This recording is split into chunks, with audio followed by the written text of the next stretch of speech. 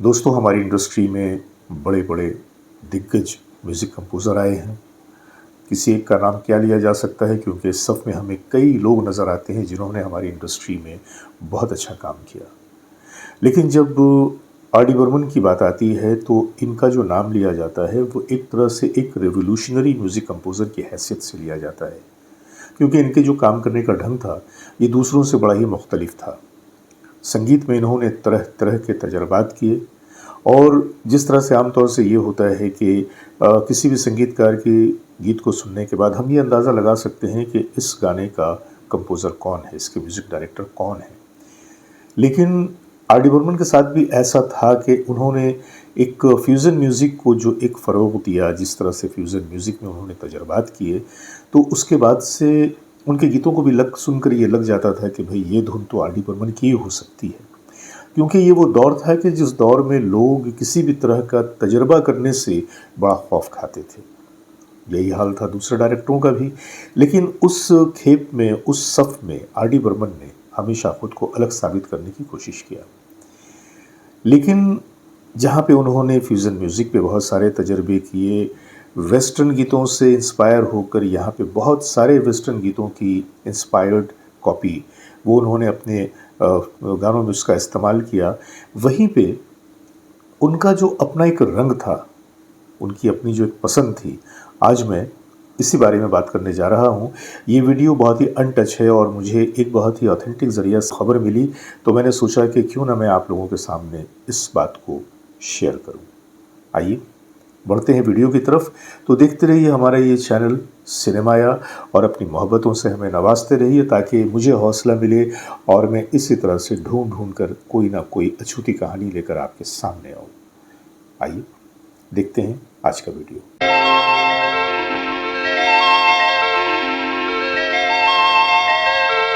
सिनेमाया के सभी दोस्तों को मैं जावेद नसीम अपना आदाब, सलाम, नमस्कार और सत श्री अकाल पेश करता हूँ। दोस्तों, आर डी बर्मन की एक बहुत ही बड़ी, बहुत ही मजबूत म्यूज़िकल टीम थी, जिसमें हर तरह के साजिंदे, हर तरह के साज़ बजाने वाले मौजूद थे। उनके असिस्टेंट में 2 नाम ख़ास तौर से लिए जाते हैं, एक तो मनोहरी जी का और दूसरा एक नाम और भी है, ये हैं सपन चक्रवर्ती जी। सपन चक्रवर्ती जी का नाम गरचे बहुत खुलकर सामने नहीं आ पाता, क्योंकि वो असिस्टेंट डायरेक्टर की हैसियत से काम करते रहे।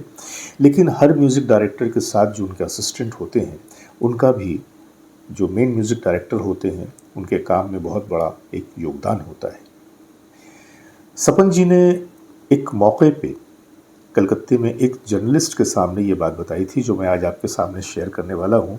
हालांकि बेचारे सपन जी का इंतकाल हार्ट अटैक की वजह से 1994 में हुआ, और ये भी किस्मत की बात है कि जब वो उनका देहांत हुआ तो उस वक्त वो गैर शादीशुदा थे, उनकी शादी उस वक्त तक नहीं हुई थी।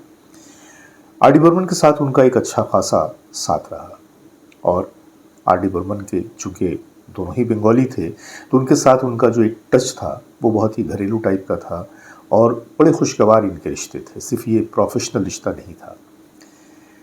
सपन जी ने बताया कि आर डी बर्मन साहब का संगीत देने का अपना एक मिजाज था। आर डी बर्मन साहब, जो कि वो दादा कहते हैं, कि दादा 2 तरह के कंपोजिशन बनाते थे। एक तो वो जो डायरेक्टर, प्रोड्यूसर या फिल्म की सिचुएशन के मुताबिक या ऑडियंस के ख्याल को पेश नज़र रख के बनाते थे, और दूसरी तरह की कंपोजिशन वो होती थी जो वो अपनी पसंद के हिसाब से बनाते थे। और जब जब उन्होंने अपनी पसंद का इस्तेमाल किया तो वो कंपोजिशन तो भाई क्या कहा जाए। मुमकिन है कि उनकी वो कंपोजिशंस बहुत पॉपुलर ना भी हुई हो, लेकिन उन कंपोजिशन में उनका जो दादा का कमाल नज़र आता था वो अपनी जगह पर है।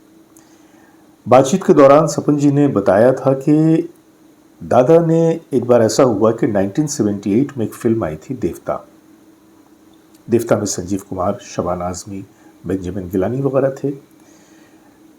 उसमें कई गाने थे, जिसमें एक गाने के लिए जब गाने के बोल लिख लिए गए, गीत बोलों को लिखा था गुलजार साहब ने, क्योंकि वही उस फिल्म के लिरिसिस्ट थे। तो बोलों को लिखने के बाद में जब रिकॉर्डिंग की बात आई, तो चूंकि उस फिल्म के 2 गीतों को लता जी के साथ किशोर जी ऑलरेडी रिकॉर्ड कर चुके थे, तो मुझे लगा कि शायद इस गीत को भी किशोरदा से ही रिकॉर्ड करवाया जाएगा। लेकिन दादा ने कहा कि नहीं सपन, ये जो गीत है ना, ये जो मैंने कंपोज़िशन बनाई है ना, इसे मैं रफ़ी साहब से रिकॉर्ड करवाऊँगा, क्योंकि इसमें जो बारीकियाँ हैं और जो इसमें एक्सप्रेशंस चाहिए, मुझे लगता है कि ये रफ़ी साहब इसके साथ ज़्यादा इंसाफ़ करेंगे।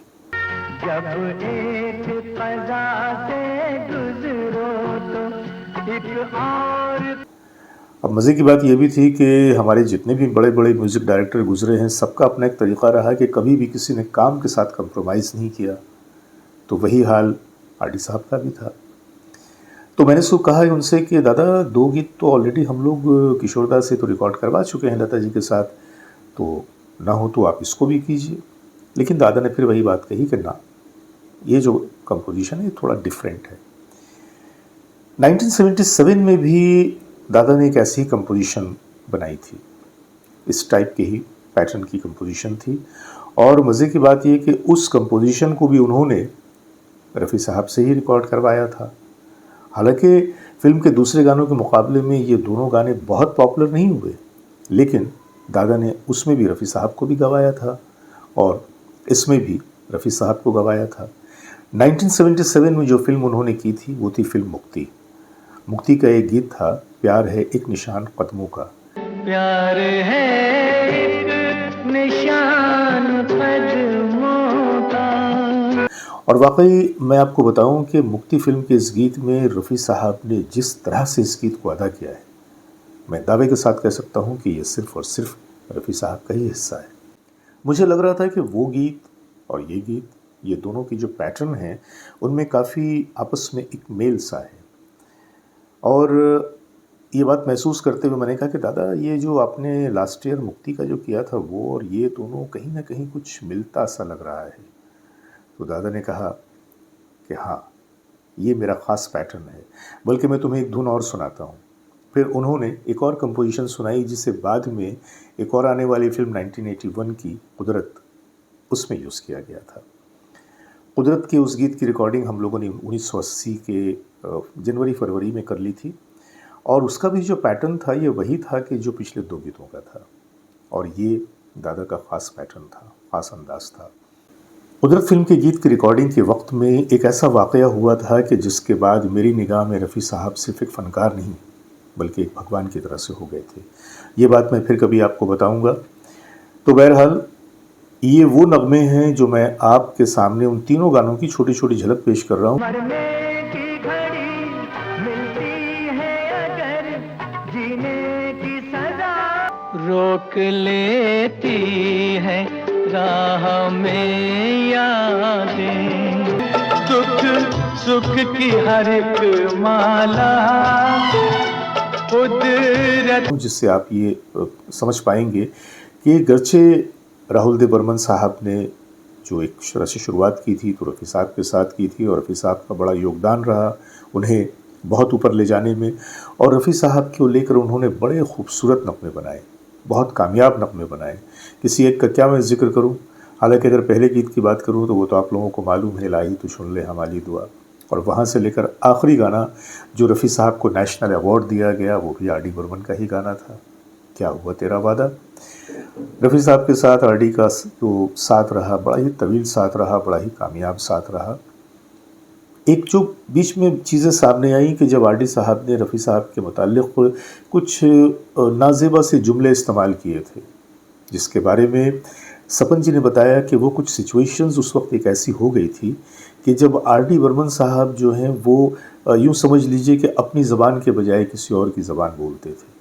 तो ये जो बातें हैं ये सपन चक्रवर्ती जी ने बताई थी, जो अब इस दुनिया में नहीं रहे, अफ़सोस की बात है। लेकिन इन्होंने जो आर.डी. बर्मन साहब के बारे में बताया, बहुत तरह की गलतफ़हमियाँ लोगों के दरमियान थीं, खुद मुझे भी थीं, लेकिन इन्होंने क्लियर किया था। जब ये वाक़या मुझे मालूम हुआ तो पता चला कि लोगों के बारे में कैसी-कैसी अनाप-शनाप बातें फैला देते हैं, जबकि हकीकत ये थी कि रफ़ी साहब के वो बड़े चाहने वाले थे। हालाँकि कई मौक़ों पे उन्होंने कुछ अजीब से जुमले भी इस्तेमाल किए थे, तो ख़ैर वो उनका अपना ज़ाती मामला था। तो ये थी वो कहानी जो मैंने आज आपके सामने पेश किया। उम्मीद करता हूँ कि ये कहानी भी आप लोगों को पसंद आई होगी। तो बने रहिएगा इसी तरह हमारे साथ और अपनी मोहब्बतों से नवाज़ते रहिएगा, बहुत सारी मोहब्बतों के साथ। नमस्कार।